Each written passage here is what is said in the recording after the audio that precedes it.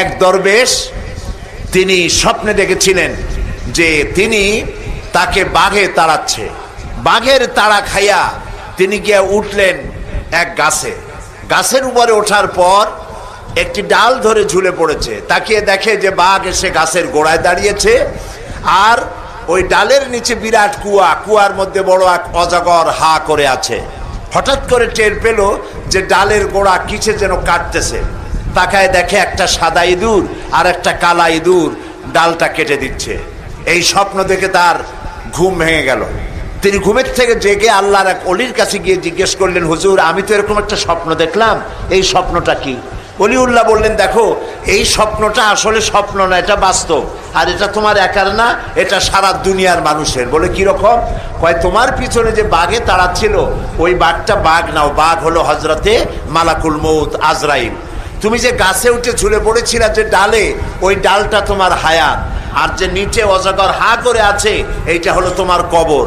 আর যে সাদা ইঁদুর আর কালো ইঁদুর ডাল কাটতেছিল এটা হলো দিন আর রাত।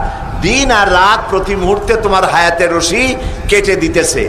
এরপরে লোকটি মাথায় ঠান্ডা ঠান্ডা অনুভব করলো, তাকিয়ে দেখলো যে উপরে মৌচাক ছিল, তার থেকে মধু পড়তেছে। মধু চাটতে চাটতে ঘুম হয়ে গেল।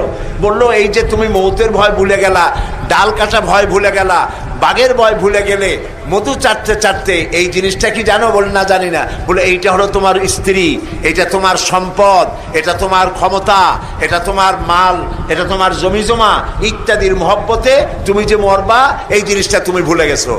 এই যে স্বপ্নটা সে লোক দেখলো, সেই লোকের স্বপ্ন আমাদের জীবন এক কিনা বলেন? একই। আমাদের পেছনে আজরাইল ঘুরতেছে আর আমরা মালের পিছনে দৌড়াচ্ছি। আমরা আমাদের হায়াত প্রতি মুহূর্তে কাটতেছে আর আমরা প্রতি মুহূর্তে এগিয়ে যাচ্ছি মৃত্যুর দিকে, আমরা টের পাচ্ছি না। এক দরবেশ তিনি স্বপ্নে দেখেছিলেন যে তিনি তাকে বাঘে তাড়াচ্ছে। বাঘের তাড়া খাইয়া তিনি গিয়ে উঠলেন এক গাছে। গাছের উপরে ওঠার পর একটি ডাল ধরে ঝুলে পড়েছে। তাকিয়ে দেখে যে বাঘ এসে গাছের গোড়ায় দাঁড়িয়েছে, আর ওই ডালের নিচে বিরাট কুয়া, কুয়ার মধ্যে বড় এক অজগর হা করে আছে। হঠাৎ করে টের পেল যে ডালের গোড়া কিসে যেন কাটতেছে। তাকায় দেখে একটা সাদা ইঁদুর আর একটা কালা ইঁদুর ডালটা কেটে দিচ্ছে। এই স্বপ্ন দেখে তার ঘুম ভেঙে গেল। তিনি ঘুমের থেকে জেগে আল্লাহর এক অলির কাছে গিয়ে জিজ্ঞেস করলেন, হুজুর আমি তো এরকম একটা স্বপ্ন দেখলাম, এই স্বপ্নটা কি? অলিউল্লাহ বললেন, দেখো এই স্বপ্নটা আসলে স্বপ্ন না, এটা বাস্তব। আর এটা তোমার একার না, এটা সারা দুনিয়ার মানুষের। বলে কিরকম? কয় তোমার পিছনে যে বাঘে তাড়াচ্ছিল ওই বাঘটা বাঘ নাও, বাঘ হলো হজরতে মালাকুল মউত আজরাইল। তুমি যে গাছে উঠে ঝুলে পড়েছিলা যে ডালে, ওই ডালটা তোমার হায়াত। আর যে নিচে অজগর হা করে আছে এইটা হলো তোমার কবর। আর যে সাদা ইঁদুর আর কালো ইঁদুর ডাল কাটতেছিল এটা হলো দিন আর রাত। দিন আর রাত প্রতি মুহূর্তে তোমার হায়াতের রশি কেটে দিতেছে। এরপরে লোকটি মাথায় ঠান্ডা ঠান্ডা অনুভব করলো, তাকিয়ে দেখলো যে উপরে মৌচাক ছিল, তার থেকে মধু পড়তেছে। মধু চাটতে চাটতে ঘুম হয়ে গেল।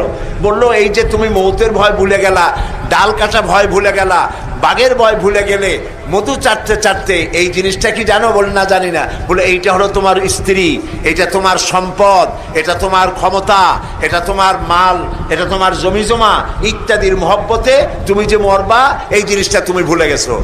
এই যে স্বপ্নটা সে লোক দেখলো, সেই লোকের স্বপ্ন আমাদের জীবন এক কিনা বলেন? একই। আমাদের পেছনে আজরাইল ঘুরতেছে আর আমরা মালের পিছনে দৌড়াচ্ছি। আমরা আমাদের হায়াত প্রতি মুহূর্তে কাটতেছে আর আমরা প্রতি মুহূর্তে এগিয়ে যাচ্ছি মৃত্যুর দিকে, আমরা টের পাচ্ছি না।